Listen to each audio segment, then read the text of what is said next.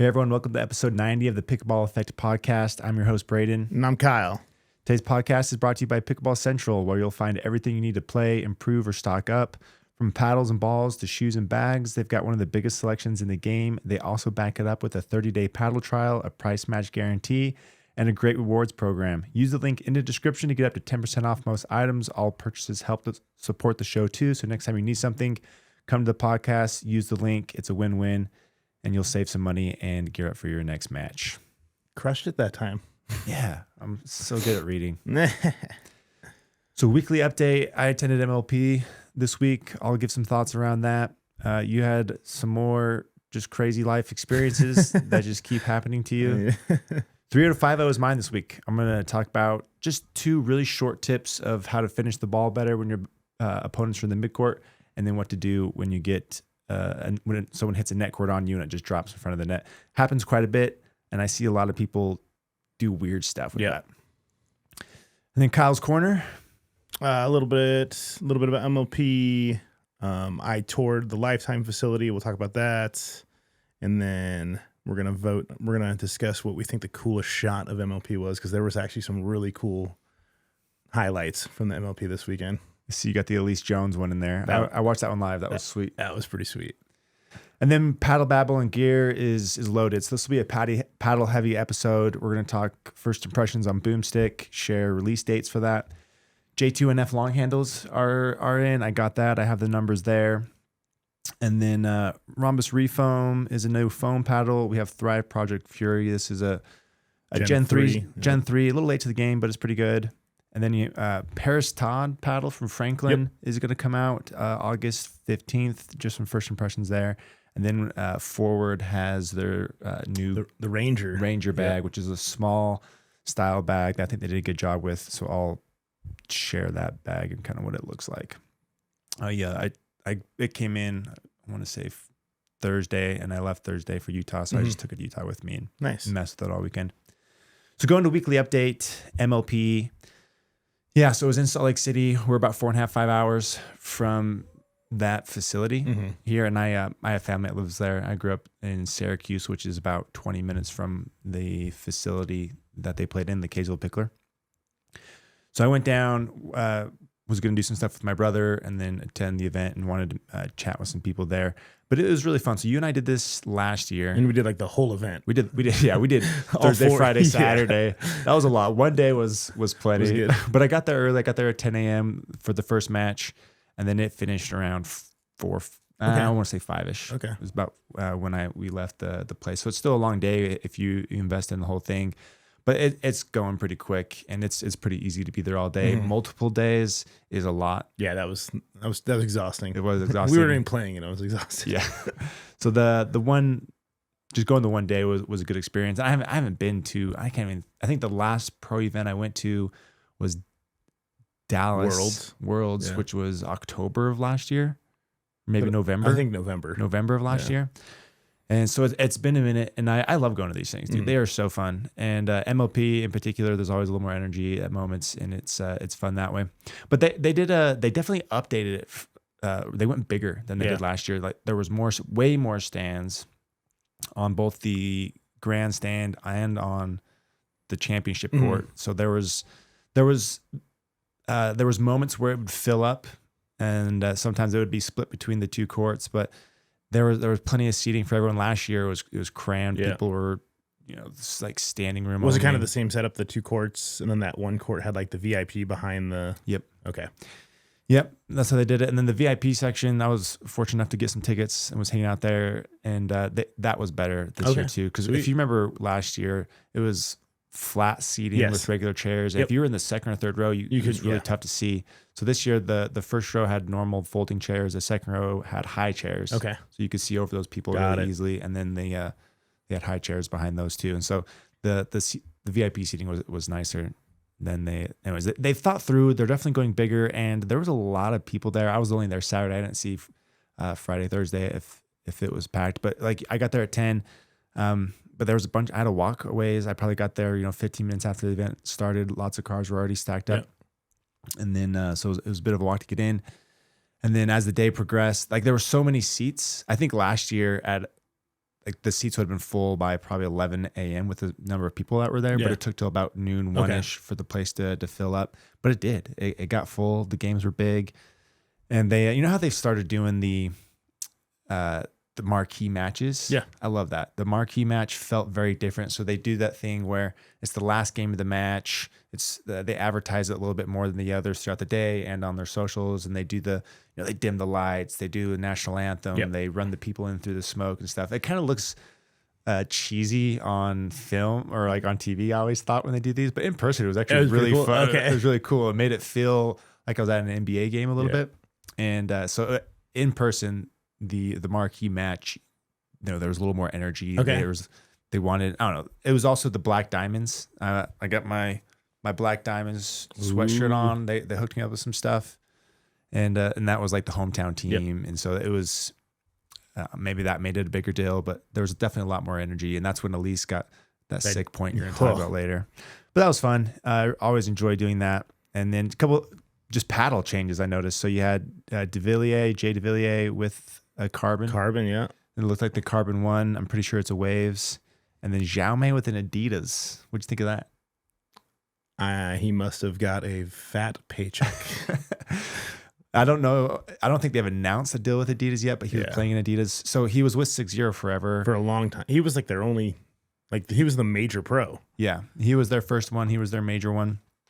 And then his contract must have ended because he was playing with Ayola for a couple of weeks. Yeah. I saw some rumors that he thought, the paddle he was playing with was too soft and whatnot, but I'm sure at the end of the day it's going to be a contract thing. Yeah. I mean, now that he's with Adidas, I imagine it's some sort of Well, you got to think, when he signed on with 6-0, he was pretty new. So I'm sure he took a much smaller deal than he can probably negotiate now. Yeah. I'm sure that's evolved over time. I don't know the details there, but yeah, potentially, a good deal with Adidas. He didn't play great. I don't know if it's totally paddle related, but it wasn't his best week. Yeah. They didn't get too many wins, but it's with their thermoform line. It sounds like a Gen 3 when he hits it though. I wonder if they have a Gen 3. I mean, what it could be is it could be whatever Fed was going to get, and then that's going to get shifted to possibly.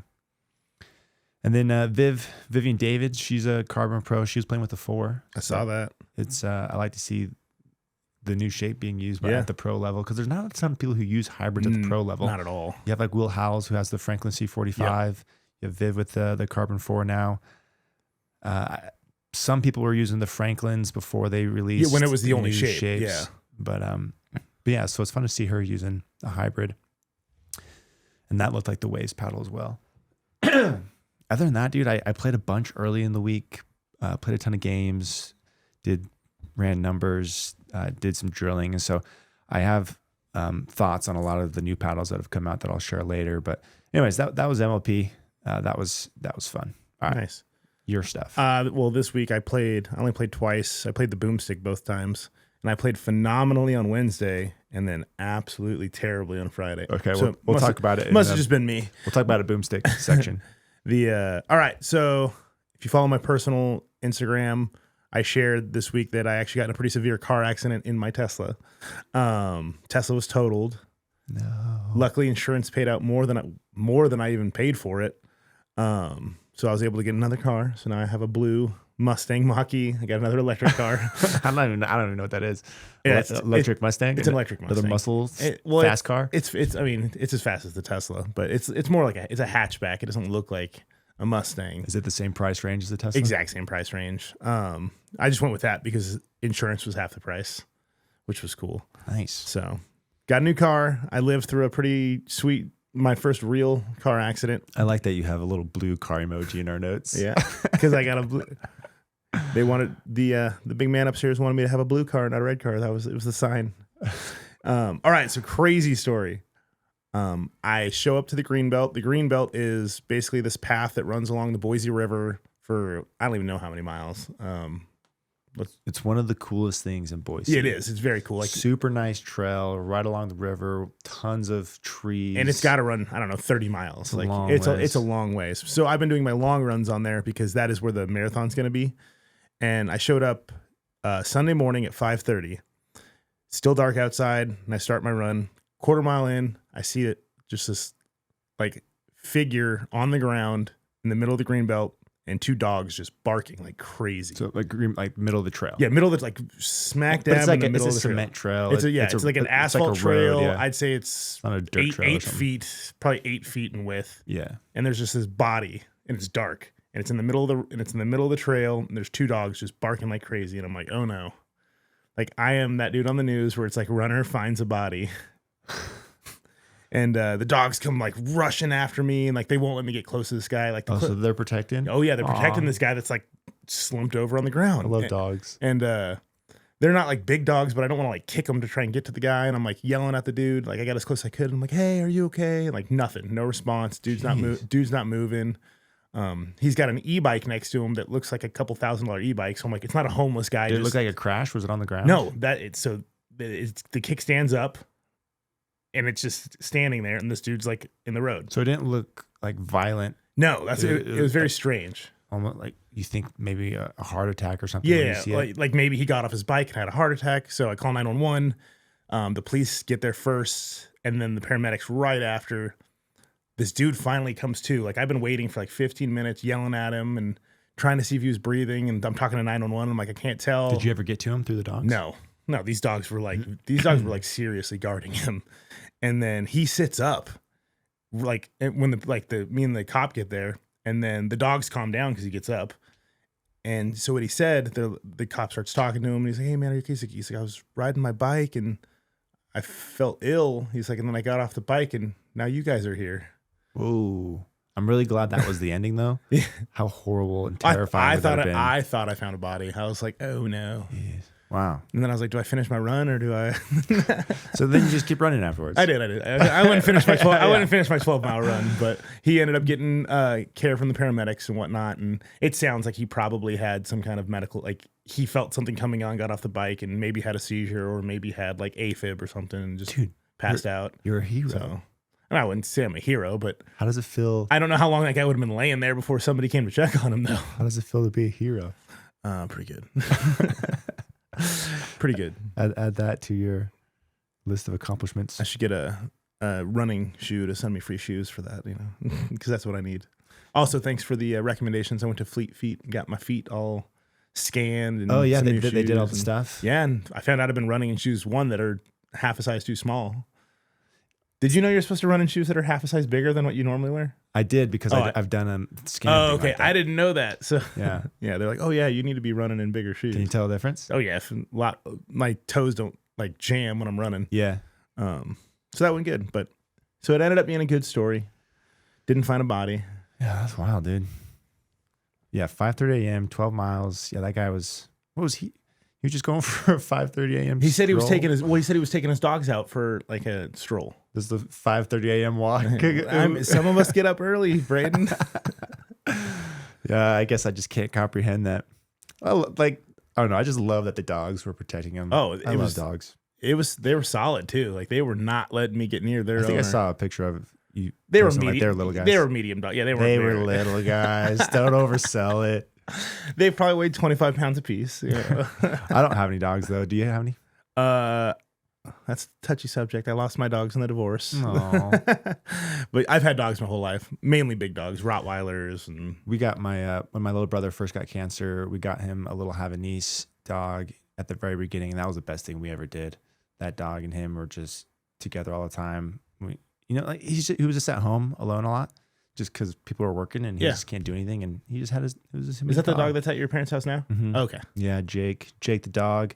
If you're, oh man, what's the name of the show? You have Finn the human, Jake the dog. Oh, I don't know. Adventure Time. Okay. Yeah, he was named from Adventure Time. Alec was a big Adventure Time fan. Cute. Okay, let's go to 3-0 to 5-0, brought to you by Holy.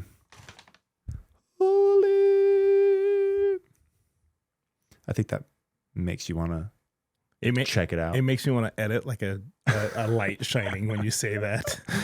This is an advanced electrolyte system made specifically with pickleball players in mind. It's a 3-step hydration approach that helps you stay fueled on the court, recover faster afterward, and keep your energy for the long haul. The flavors are dialed, the ingredients are clean, and most importantly, it actually works. Hit the link in the description and use the code PPEffect at checkout to lock in your discount. Your body and your game will thank you. Of the people who have tried it and messaged me, they've all been positive, and I still use it. I know you use it pretty heavily with your running. Okay, 3-0 to 5-0. I got the board.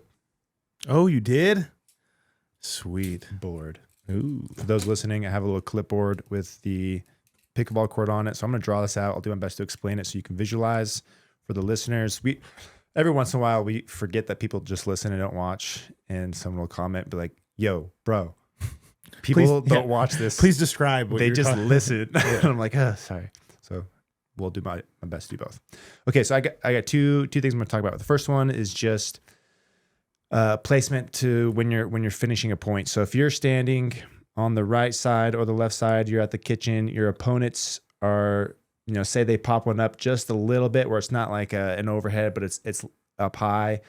Maybe they've taken a couple steps back, or maybe they're working their way in and they let their drop a little bit high and they're kind of in the middle of the court. A lot of people will take this ball. So that this is when you receive a ball, like you're standing in the middle of your side. It might be a little different if the ball's in the middle because I can add new angles. But if you're standing in the middle of your box, you get one that's just a little bit high. You can put a little bit of pace on it. A lot of people will take this down the middle because they think that's open. That's actually advantageous or makes it easier for your opponents to handle. Usually the person on the other side is covering middle. They have more time to manage and deal with that middle ball. But if you take that and just finish it on the right foot of the person in front of you, that is going to end the point a lot quicker than trying to go middle, trying to go line, do like a tough angle. If the ball's higher, obviously you can do more with it. You can do angles. You can just blast it past them. But in those scenarios where it's up a little bit, you can put a little bit of pace on it, but you can't just put it away, put it right at their right foot. And that's going to make it more difficult to them. It's almost like a chicken wing, just lower. Yeah. So that they can't, it's more difficult to shift and say maybe you leave it up. Maybe it's knee high. They can't, it's a lot more difficult to attack because they can't do anything with their backhand to attack. And usually you're sitting very heavy on your backhand when you're in defensive mode. Mm-hmm. So it's more difficult to switch to your forehand and then try to attack something there. And then it takes the person cross court out of play. If you attack cross court, you cross attack middle. That's an easier ball for the person cross court to deal with than it is going straight at the person in front of you. So finish points earlier. Look for that spot. Second tip is we don't need the board for this. Your drawing is impeccable. So good, dude. Second tip is just net cords. Okay. This happens. Whoops. This happens every session. You're going to get, you're dinking. There's a net cord. It dribbles like a foot in front of the net, right? I will see people try to speed that ball off. Mm-hmm. So after it dribbles, you think you're being sneaky. You're like, oh, I'm going to speed this up. They're not expecting it. Don't do that. Or they'll try and lob it. Mm-hmm. It's another silly time to lob it because the net's in the way. You have to get it really high. It's tough to speed that ball up with any effectiveness. Don't speed it up. Don't lob it. And then I also see people try to dink that straight. Mm-hmm. So when you're dinking it straight, you have to go straight up, straight down. Yeah. It's a very difficult shot to hit without giving them something attackable. And so just dink it cross court. It gives you more room to work with, more net clearance. It's just easier. You can hit it higher. There's less room for error. You don't have to be as precise with it.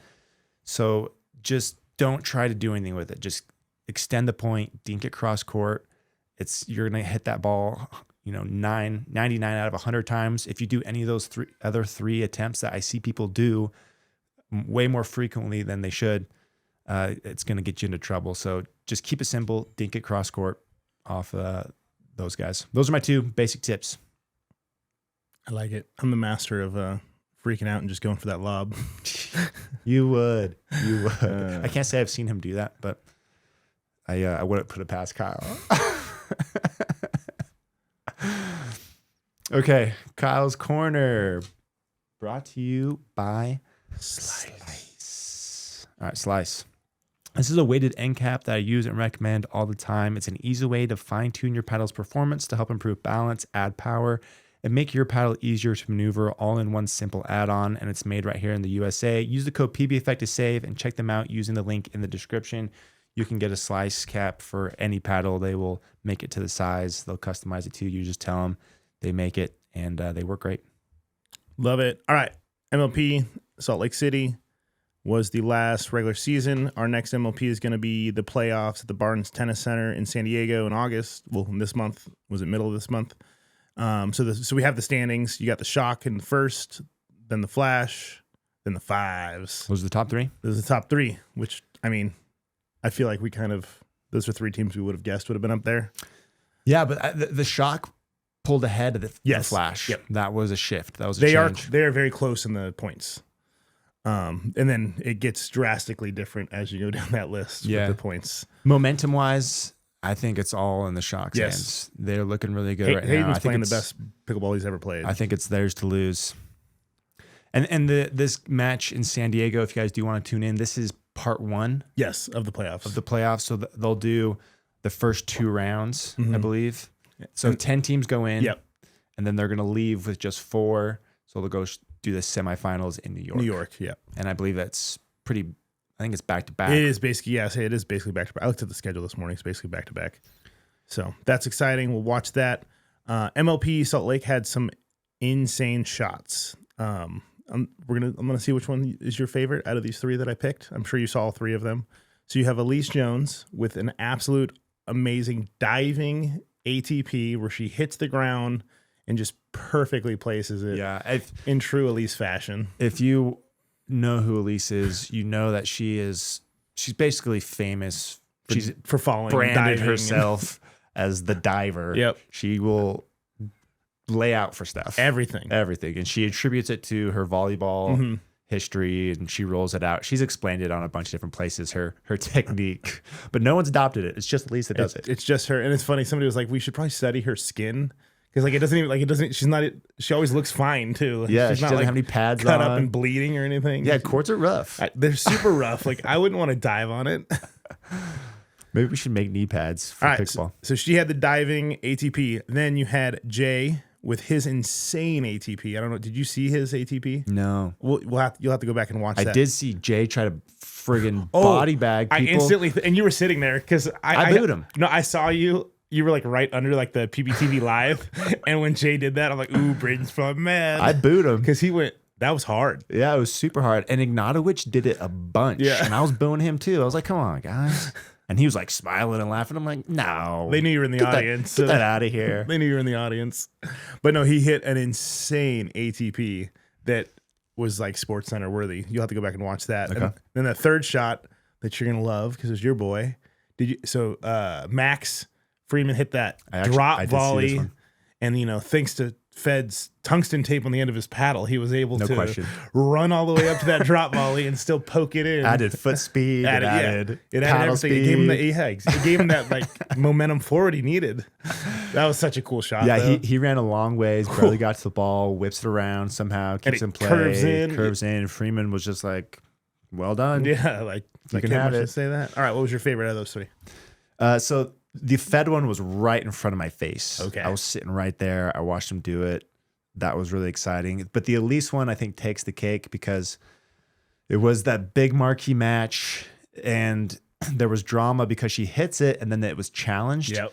So she felt like it was in. The crowd wanted it in. Yep. So we're waiting. It's suspenseful. They announced that was in and the crowd just went exploded. Hometown. They were just freaking out. It was electric in there. It was really fun.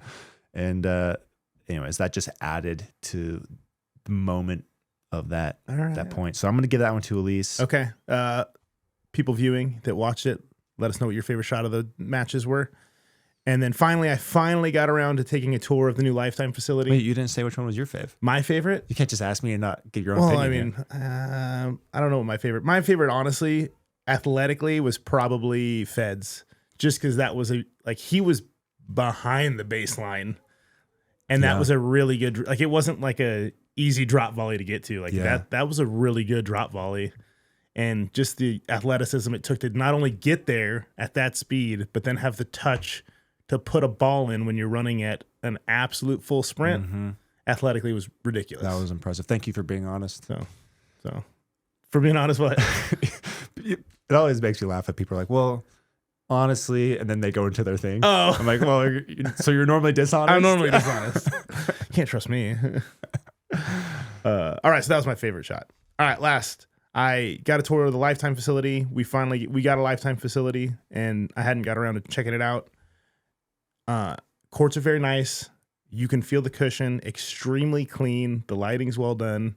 They have like these like digital, and you don't drink, but they have like these like beer on tap like digital things. Like it's very fancy. Is that gonna rack up the bills? I think so.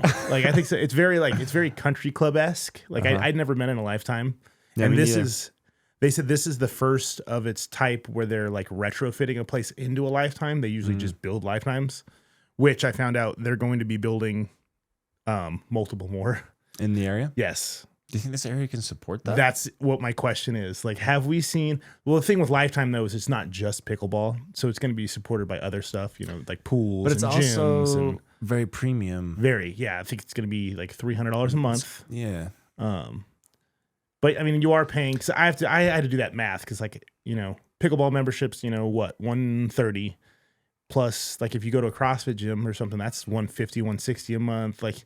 I don't do CrossFit. Okay, I'm just saying you could justify that cost because you're going to be able to get everything. Consolidate everything. Yeah, but if you just play pickleball, I think that's too expensive. Like if I only played pickleball and I didn't want to use pools and all that stuff, I don't think the value would be there. Yeah, I mean, I guess if you live right next to it, like say they put one up in Meridian, you know, in my there is one going in Meridian. It's like I'm in Nampa. Yeah, my gym is a mile away from me. I don't want to drive to Meridian to do the gym. And so like proximity probably matters for that one more so than other stuff. So in my case, it would be difficult to justify the price, but I don't know. So maybe they must think there's a market for it. You know, Boise, this valley, it's not that populated. No. We're pretty small. Yeah. So I'm surprised they're building We're still multiple. Technically a small city. Like, yeah, it's not very big. But that brought about my question. I went to the park. I haven't been to the park to play pickleball in a minute.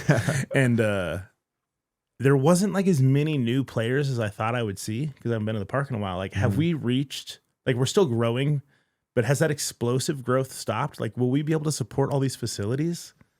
Like, I still see it growing, but it's not like, it used to be like I'd go to the park a month later and I felt like the court was just full of new people. Yeah. The courts here in Nampa, the outdoor courts, it still has a lot of new people and like family type people that do it, that have, you know, their Amazon paddles. And I mean, but yeah, I would think we're past that like insane thing. Like the COVID growth. Yeah. There's like, you can't just sustain that forever. Yeah. But no, the indoor facilities, I do think indoor places, if done correctly, it's something I think the Flying Pickle does really well, is facilitating new entrants and developing players. Yep. They have a ton of, they do the kid camps, do the beginner camps. Yep. They do the 101, the 202. Yeah, a lot of stuff like that. And plus the dedicated like open play for 3 to 5 players is a big deal because it's hard to just show up at a court and play if you've never played, if you're by yourself. And so it's intimidating. I do think, or maybe some of that has gone to facilities where they're, I don't know, fostering that better than outdoors. But yeah, I would just intuitively, I'm thinking, no way. There's like, we can't be booming the same way it was before. I'm interested to see once we have all these new indoor facilities, what happens. Like if we start to see a couple of them close or if they all boom, just because. Yeah, I mean, I know that reserving courts has gotten a lot lighter in the summer versus the winter last year. And you know, presumably people are playing outside more. I really haven't been to like Hobble Creek or anywhere else during prime hours. Mm-hmm. It's still packed. Is it still packed? Yeah. But Flying Pickle's still packed. I mean, during prime hours. Yeah. Or again, like the like they have like the 4-0 Buds and Brews open play and stuff like there's tons of people that show up to that. Yeah. Yeah, I think programming's key to keeping those places busy for sure. Mm-hmm. I was talking to a guy at MLP who owns a couple of picklers. And you know, he was telling me some of the challenges, and like, you know, he's not doing horrible, but he's not doing great either. And the I don't know what you want to call it, the plan, the way you make money from these facilities, it's pretty like they're small margins. You're paying huge overheads for you know, rent and those types of things, and it's a lot of money just to keep running. I'm sure the power bill and all that stuff is super expensive. He was saying you got to have around 550 members to break even for his like 8 court picklers. Okay. And so there's a number. But yeah, that's it's definitely changing the boom. And that is all I had for this week. Okay. Let's go to Paddle, Babble, and Gear. Brought to you by ADV. So ADV are the makers of high-quality pickleball bags and accessories. I've been using their pickleball backpack V2 myself. It's my go-to recommendation for players who want something that's tough, well-organized, and designed specifically for life on the pickleball court. And it's the best bigger bag that I've played. Really good organization, and it's the backpack style, which I like. There isn't an oversized bag that's beat it in my opinion yet. And so if you're looking to level up your gear setup, hit the link in the description, and you can use the code PBEffect to check out. If you carry a lot of paddles, I prefer the Pro bag. The clamshell, I think, lets you get... you're a clam. You like their huge one. I can put more paddles in that way. So yeah. Kyle likes to show off how many paddles he has. I do. I'm like, oh, you get, what paddle do I need? I got 15. You know? Yeah. Today's it's just not working for me. I go to a softer. Yeah. You got your range. I do. Yeah, how you go to a disc golf place and they have, those guys carry 10 discs around. That's Kyle with paddles. They've got it's like a cooler that's like repurposed into holding. Yeah. Is that why you lob the ball? You'll lob it, run, switch paddles, and come back to give you enough time. Yeah. When they took away the rule where you could hold a paddle in each hand, I had to figure out something. All right, we're talking Boomstik. Let me pull these guys up. It's very hard not to yell boom every time I hit a drive. Boom. All right, they got a long body. Elongated and a wide body that they're going to launch with. So launch dates for these, Labs member early access is going to be August 11th. And then they're going to do mass market release on August 14th. But it's going to stay a Labs paddle. This isn't going to go mainline. It's just going to be a Labs. So we don't know prices or anything, but presumably it's going to be their Labs pricing. So $333. And in my head, I thought that this was going to be a quick, live in Labs for 2 weeks, launch mainline right after, but they're not doing that. It's staying Labs. And then I assume they'll make a mainline paddle version of it, just like they did with the Power Airs and the Lux. Right, and those things so that they're going to follow that same format or release schedule. But so that's going to be available there. Okay. We can't talk tech or anything yet, but we can share first impressions. We'll be able to share, x-rays and those things of the core when this is available on the 11th. And Selkirk Labs stuff, you also can use my code INF-BraydonU to get the gift card thing. So that works for both labs if you decide to pick one of these up and on their main website. But okay. You got the elongated. I only got the elongated, yeah. You've played with it a couple times. Yep. Give me your first thoughts. Good spin, very hot. I feel like it's just as hot as the Era, if not more power. I think more power in Era. But I feel like it's more forgiving than the Era too. Yes. So, and that's why I like it. I want to share the numbers really bad, but they don't want me to yet. Okay. Sorry I interrupted. Continue. No, you're good. No, I like it. Handle feels good. Plays well. The grits, it's got the, am I allowed to say it? Well, yeah, they put that out. Yeah, it's got the Infinigrit. Yeah, I think this is going to be a winner. It is very expensive. So, I mean, if you are very conscious of budget, I would still probably go Era if budget's a huge thing to you. But if you want, the cutting edge Selkirk, I would get a Boomstik. Yeah, this thing definitely rips. I would put power pop above Yola. It's not quite flick. I would say it's in between those two somewhere for power and pop. It's not a Gen 3, but it feels like a Gen 3. It's very loud. Mm-hmm. It feels explosive, and it matches the power and pop you get, which is kind of fun. Like the paddle texts are that way, where it's it's loud, it's explosive, it matches how it plays. That's definitely how these are, but it's not this out of control. Power paddles have gotten so much better in the control category from the spin production, forgiveness, weight balance. It's no longer this only stiff, you don't have to give up as much to get a power paddle as you used to. And they're definitely easier to manage. And this is one of those paddles where it has this big power, big pop profile, but it doesn't just feel out of control. No.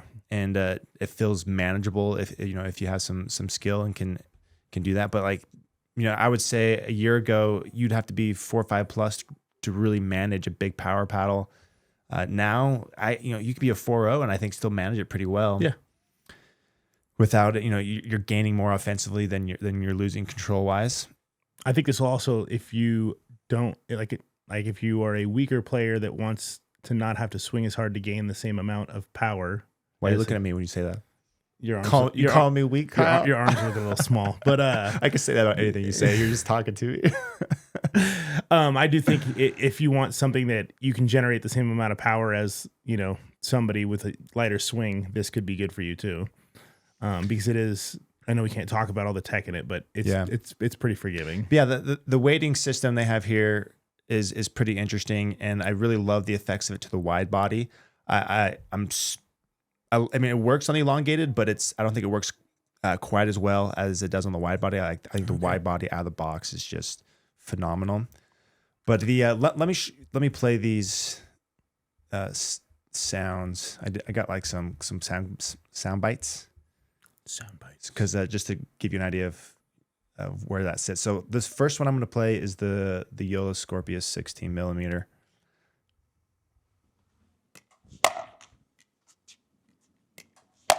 All right, now I'll play the Boomstik. Yeah, boom. So it has a little more of that hollow, a little hollower sound to it, but it's a little louder. It is a little louder. And then I'll just give you a J2NF for comparison here too. Let me guess, it sounds a lot softer. Oh, it's a little more high pitched, less. A little high pitched, but less like volume. Yeah, less volume. Yeah, and it doesn't sound as hollowy. Yeah, a little denser sounding. So I thought that was kind of interesting to give you an idea of how it sounds and compared to those other ones. But yeah, high powered, good forgiveness. When we share the numbers and tech, it's pretty fascinating, and I do think it,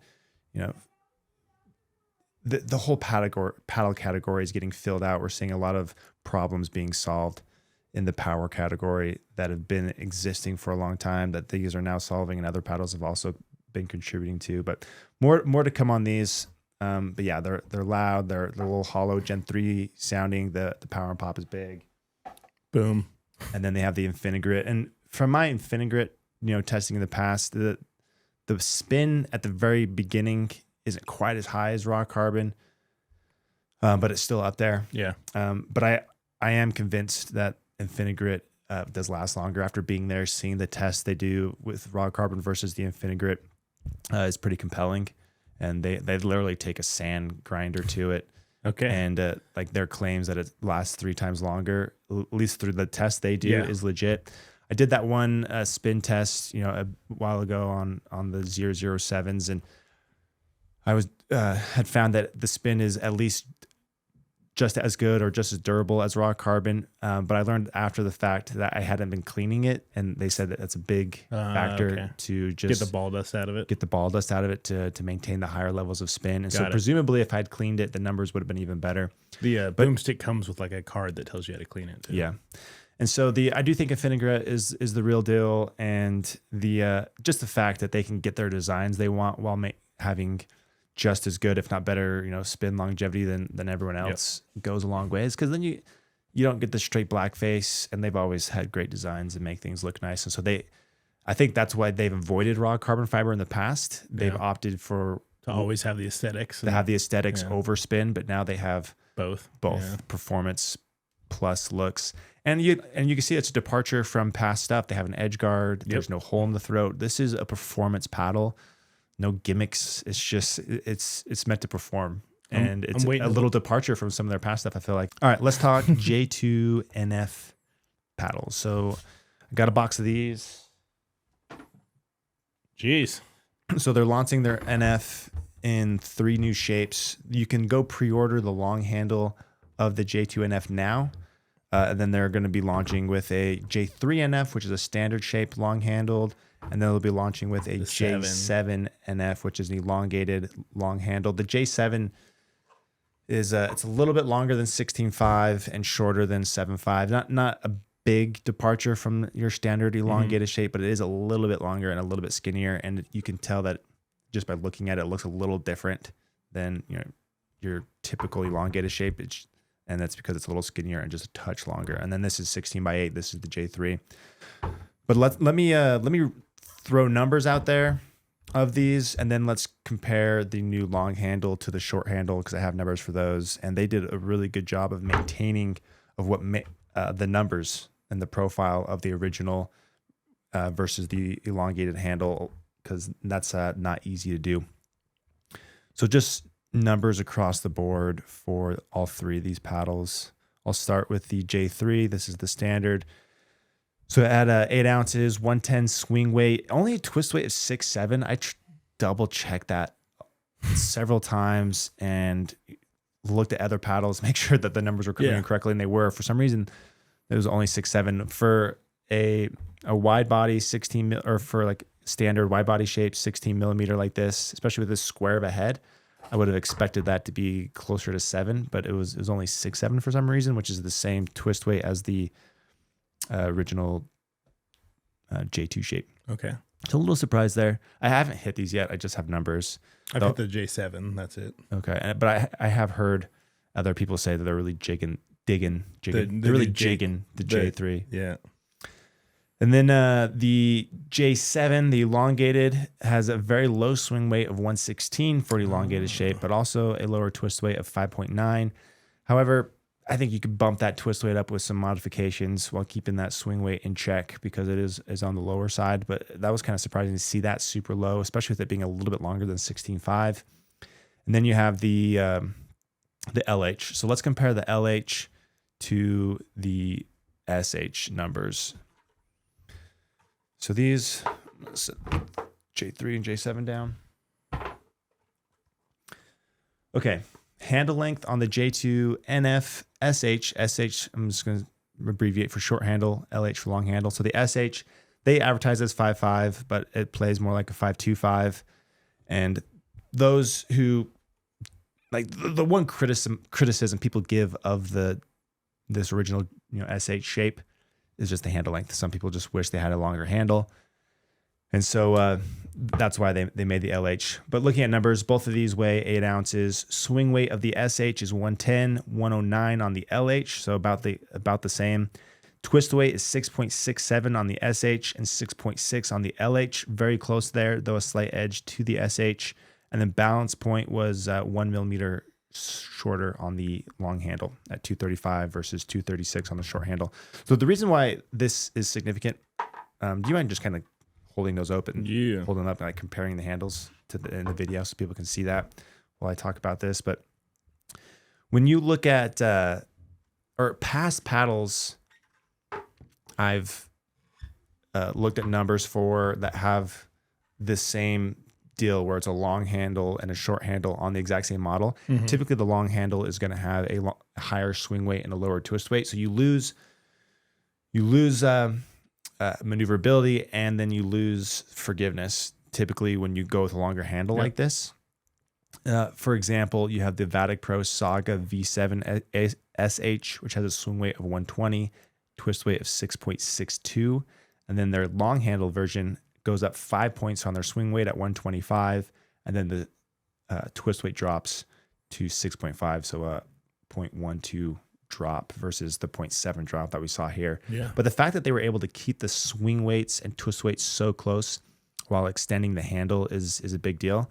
They Honolulu had attempted a long-handed hybrid earlier this year. This is the J2 XK I'm holding here. They never released it. At least I find it on their website. But this shape, it was an extended handle, but they kept the same throat design as the original. Okay. And doing this made it feel longer than 6 inches. Okay. And but it reduced the twist weight significantly more than what they did here. Got it. Than that taper. This is a much better upgrade in shape than they did with their first attempt. So if you look at these paddles, the bottom corners of the SH and SH of the new version, the corners are actually in the same spot. Mm-hmm. Whereas the original one, the corners are moved up. Like if you compare this to here, you can see that there's like space. Oh yeah, underneath the corners there. So they kept the corners in the same spot in this new one and just squished up the throat. Makes sense. And so this way you get this more kind of a square design, but you maintain your twist weight, the twist weight, and they still were able to keep that swing weight intact. I don't know if they did anything to bring the balance point down a little bit to help keep that swing weight down, but whatever they did, it worked, and they kept those numbers very close. So now it's more or less. It's less of you're not compromising as much when you go to the LH from the SH. You maybe lose a little bit of forgiveness, but it's not this game changer amount. And but it's still very light at 8 ounces. You can customize it. And you get the swing spot the sweet spot in a great spot with a little customization if you wanted to. But it's more of just a preference of handle length. Go with the LH if you like longer handles. Go with the original if you don't. And so you have options here. There's not much of a compromise going to it. So. That's nice. I thought they did a great job there. So props to them. And these are available for pre-order. The LHs, you can go pick up one of those if you'd like today. And then let's talk, what do I have next? The Refoam. Refoams. Did you get Refoams? I did not get a Refoam. So this is Ronbus. These are called the Ronbus Refoam. This is a Gen 4 style paddle. This isn't available to the publicly. It's just through their Connect program. Okay. But I wanted to talk about them because they are building them a little bit differently. So they are using, these are 14 millimeters. I have a standard and an elongated shape, or a wide body elongated shape. They're using MPP foam versus EPP. Everything else has been using EPP up until this point, but these use MPP. So I did a little research on what the difference is between MPP and EPP foam. And so MPP stands for microcellular polypropylene. EPP stands for expanded polypropylene. So if I were to cut this open, the Ronbus open, the foam, the little beads you see in foam would be a lot smaller and a lot more even and consistent. Where EPP, you kind of have some bigger beads, some smaller beads. So you have a much more consistent bead size, and they're smaller and packed tighter in there. So more uniform, I guess, is the right word. MPP is a stiffer material than EPP, less rebound. And when you play with these, the feel-wise, they do feel a little bit stiffer compared to other full foam paddles. I would put it just under the NF as far as feel goes. Okay. So it's on the stiffer side for foam, but still generally soft, right?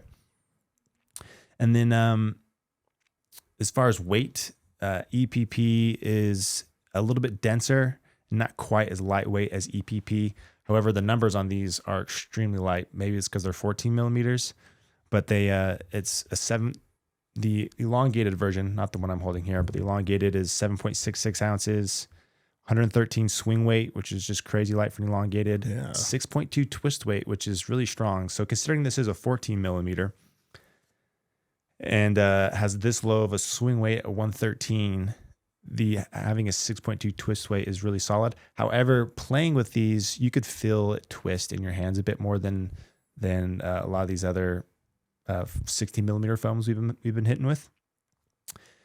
And anyway, so I it's because this is so light. Like I wonder what this would be in a 16. I wonder if it would have a better sweet spot there. But you could feel it twist. It wasn't quite as forgiving as say a Honolulu.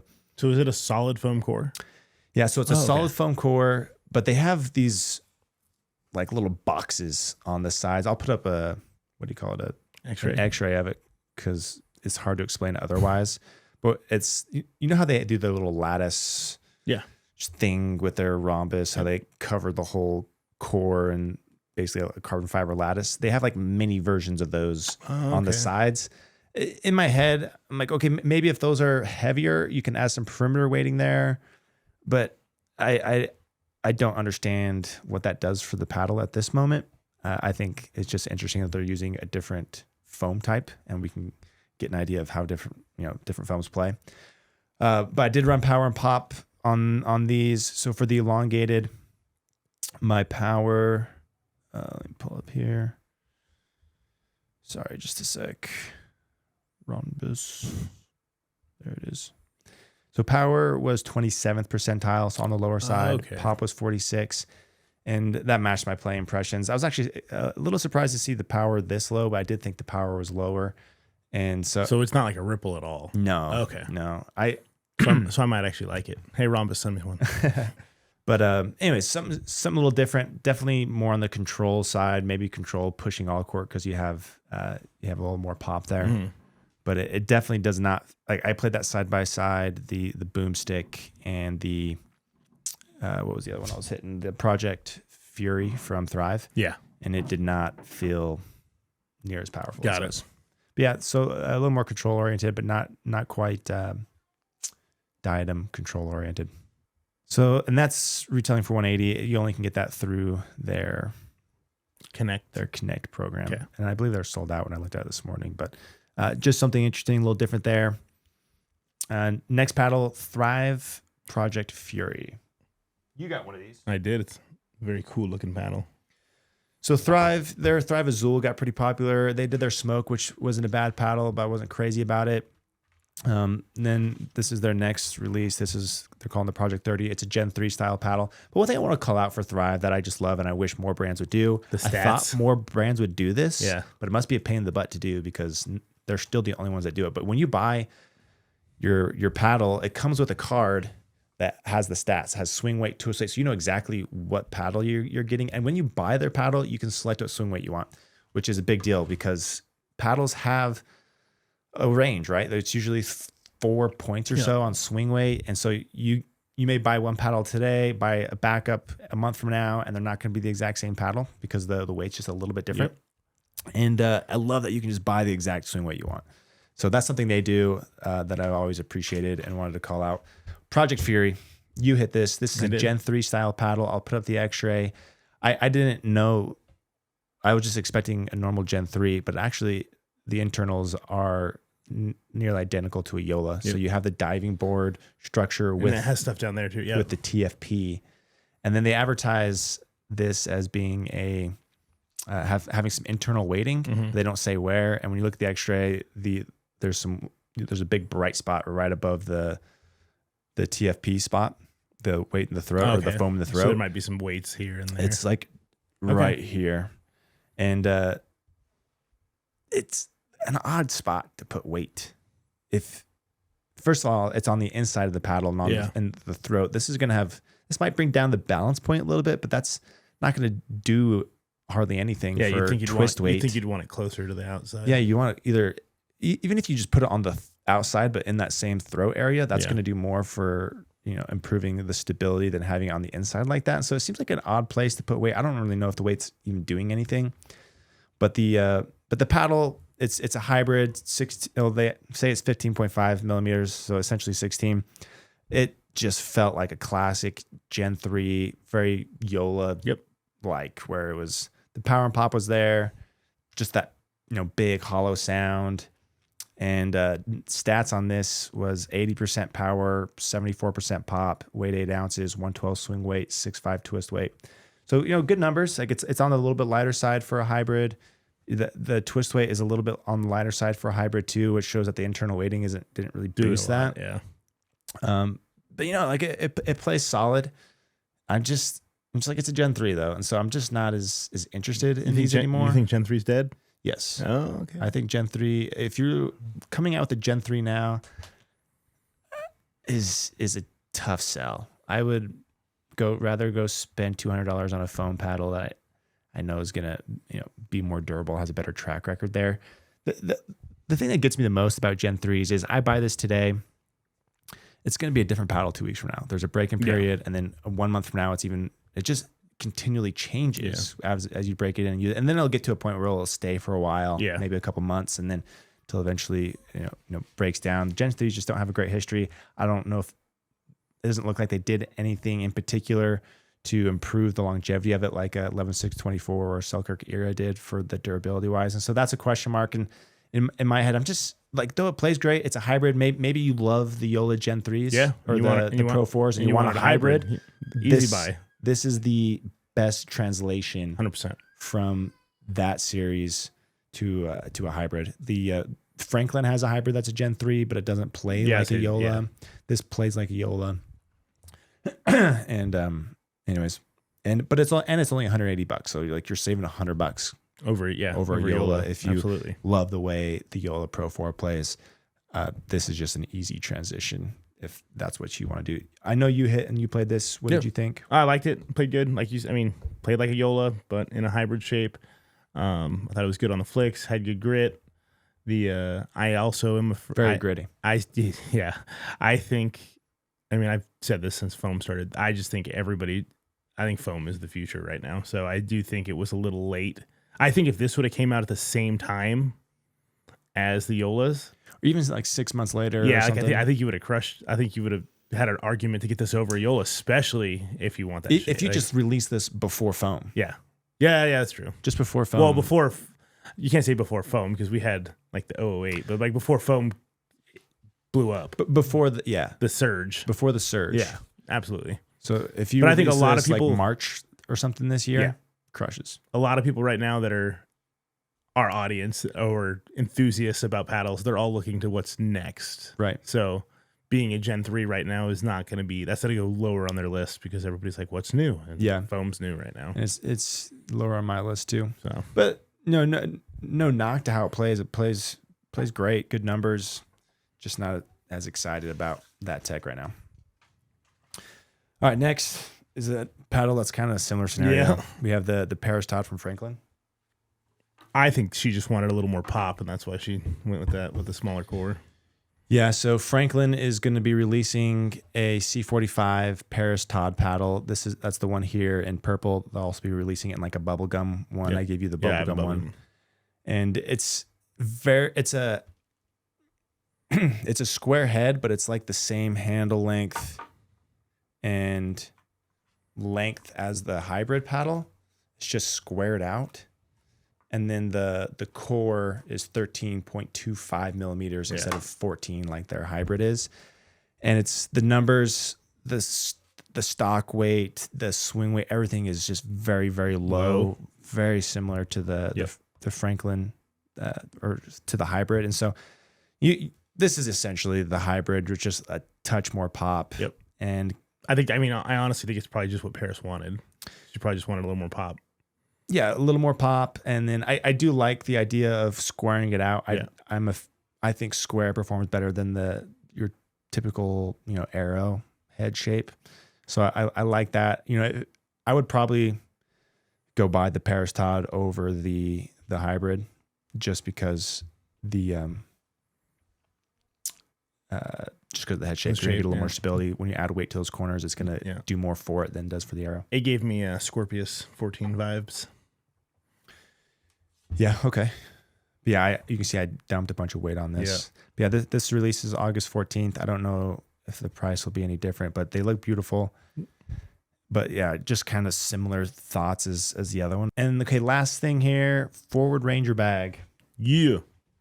It was actually bigger than I thought it was going to be, honestly.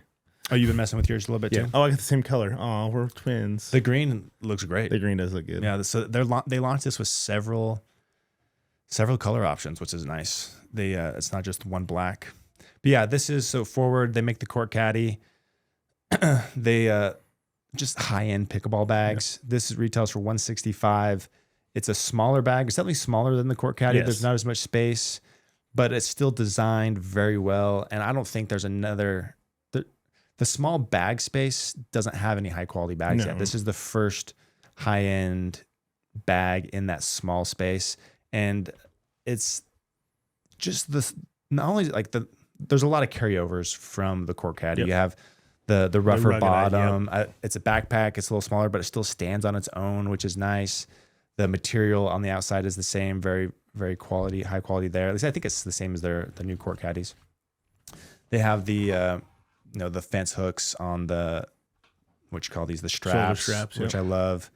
And then one thing that is just underrated in bags is a quality water bottle holder. Like this is a 40 ounce Owala water bottle. By the way, Owala, freaking love these things, dude. I'm putting a link to Amazon. Go buy one right now. You'll love me forever. Oh, dude, water bottles. There's like a huge culture around water bottles. Yeah. That I learned about recently. If you go to like Dick's or any sporting goods store, there are huge sections devoted to water bottles. And They don't need huge sections. They just need a wallet. Well, no, because you have the Stanley Colt. Yeah. They don't know what they're doing. Like, they didn't get a wallet. Anyways, it's a big water bottle pocket, and it zips up. They didn't do the magnets this time. They just do the zip. Both of them work. You can do one way or the other. But the zip looks nice when it's closed. That fits easy. It pops out, which I love. It doesn't it doesn't dig into the paddle when you have your water bottle in. Just having this paddle sleeve on the outside is so nice. And you still have your attachment hooks here, so you can actually put your shoe, if you have like the shoe cube, you could still attach that if you wanted to. Mm-hmm. You could actually attach another paddle sleeve too if you wanted to. Double paddle sleeve. I like to carry a lot of paddles, That's right, you do. And then when you open it, it goes all the way to the bottom, which is nice. Yeah. For a couple reasons, because the way they designed it is they have their paddle sleeves that like they do the court caddy, but it's on the front this time and not the back. And so when you have this zipping all the way down and the paddles in the front, you pull this forward. It's really easy to access the pockets that are on the back panel. So the back panel pockets don't get like buried when you have a bunch of stuff in there, because this expands. It kind of pulls the paddles away. It's easier to get in there. And then they have a little ball pocket in here on one of the sides. Yeah. Yeah, a little ball sleeve where you can slip 3 balls. It's not as slick as the court caddy where you can access it from the outside. It's on the inside, but it's just nice having a dedicated ball space that keeps them on the side and not roaming around in the middle. And then they have, they got 1, 2, 3 smaller pockets on the inside, and then another smaller pocket on the other side of the paddles. It's a little trickier to get to, but anyways, I thought they did a great job. They're always really thoughtful with, just the basic needs. Yeah. One drawback to it is there's no dedicated computer sleeve, which is a bummer. I wish they would have put something on that back panel behind the pockets. I feel like if you added the laptop sleeve, that would make that like the ultimate college pickleball player's backpack. Yeah, I mean, for people who go to work, you can slip into the paddle sleeve, but it's that's not ideal. Well, and that's not as protected. Like, there's a reason they put the laptop is at the back. Yeah, it's guarded away from everything. There's no chance it's going to get. And like those paddle sleeves are padded, but I do wish it had a dedicated sleeve. Laptop sleeve. I mean, I think the market for this are people, like this, the bag you're taking to work. Yeah. This is something that looks like a regular backpack, but it's just optimized for pickball, super durable. And this is something I'd want to put my laptop in while I'm carrying around my other stuff. And so that was the one, kind of downside to it. Otherwise, it's built, really nice. Obviously, you could fit your shoes in that main pocket if you don't have anything else in there. But anyways, they did a good job, and that retails for $165. And you can use the code PBEffect for free shipping if you want to throw that on there. And I know that ADV's working on a smaller bag too. Yeah. So we'll see how that one stacks up to this one. But it is nice to see something that's a little bit cheaper from them. And the space wise, it's a little bit skinnier than the court caddy, but it feels a little bit bigger sometimes just because you can open it up and it extends all the way down, and it feels a little bit bigger that way. But you can get more stuff in the court caddy. That was the first thing I told Grub, though, is that I was like, it's bigger than I thought it was going to be. Like, I thought it looked smaller from all the mock-ups. Yeah, it's a little bigger than you expect, but it's still a small bag. Yeah, I mean, I wouldn't use it as a tournament bag or anything, but like you said, for work, plenty big enough for me. Yeah, for work. I mean, if you're a 2 paddle person, you're not carrying a bunch of towels, and you have your shoes in the trunk. I think this fits the needs of a huge majority of people, and it doesn't look gaudy. It looks quality. I always appreciate the minimal branding, and just all the small touches are nice. Like just having the water bottle sleeve on the opposite side of the ball sleeve, so they don't fight each other, and it's very well organized. But yeah, link in the description. You can go check them out. Last thing, paddle fitting of the week. So this person says, I am currently playing the Vatic Sega Hybrid shape and the Yola Hyperion 3S. I prefer the elongated shape. My issue with my current paddles is that the Sega doesn't have enough pop and not enough power. The Hyperion model is just a little bit too uncontrollable for them. So with that in mind, do you have any specific recommendations? So first 2 that came to mind was the 11624 Hirachi X Power. If you like the feel, the lightness, and the way and the elongated shape of your Hyperion 3S, the Hirachi X Power is going to bring that down a little bit, and otherwise play very similar, very familiar, but make it a little more controllable, but still have that put away power that the Sega doesn't have to the same degree. And then if you want a foam paddle, I think the new J2NF elongated would be an option there, where it's going to be the kind of that lower end power, a little bit under the 3S, but have that elongated and still lighter weight, elongated shape that the 3S is, the Hyperion is. Any other thoughts outside of those two? I would go, based on this, I think J7NF would be a good option because they like elongated. Thank you. I said J2NF. I meant 7. Oh, you meant J7. Because I wanted the elongated version. Okay. Yeah. I'll say J7NF. I would say, honestly, Thank you for being honest. Dishonestly, I would say the Era could be an option. Yeah, the Era elongated. I think that one's it's closer in power to the 3S. To the 3S. Yeah. So that one might give you a little more juice than they want, but... Or you go to the Boomstik and just go all in. But no, the Era, I think the J7's a good option out of those. But yeah, no, the Era power isn't off the table. I do think those are just a little bit less than the Yolas, but more than the Hirachi X Power and the J7NF. And so there's a little range there you can play with and pick whatever they feel comfortable with. But yeah, those are good options. Well, there you go. That's going to end it for us. Thanks everyone for tuning in. Have a great day.